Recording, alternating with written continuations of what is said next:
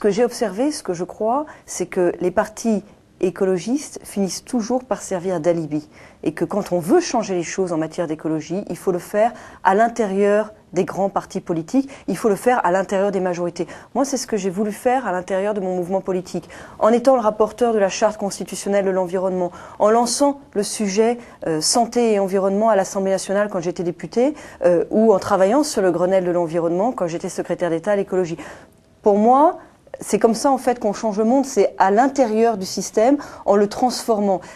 Parce que les partis écologistes, regardez quel est leur bilan. Il y a des gens qui ont beaucoup d'honnêteté intellectuelle, pour certains beaucoup d'engagement, les personnes ne sont pas en cause. Mais regardez quel est le bilan des Verts dans le gouvernement Jospin entre 1997 et 2002. Est-ce que vous pouvez me donner une mesure qui vous a frappé environnementale qui était portée par le gouvernement Jospin entre 1997 et 2002, quelque chose d'équivalent à la Charte constitutionnelle de l'environnement ou au Grenelle de l'environnement qu'on a fait avec le président Sarkozy? Alors, on l'a appris dans le Figaro hier, il y aura sur les listes d'Olivier Besancenot, en tout cas dans le Vaucluse, une candidate voilée. Ça crée beaucoup de polémiques. Moi, je trouve que si c'est le choix que veut faire Olivier Besancenot, il faut qu'il l'assume plus clairement et il n'a pas à dire ça au nom de la laïcité. Je veux dire, porter le voile, ça a quand même peu de rapport avec la laïcité. C'est au nom de la laïcité qu'on a interdit le port du voile à l'école.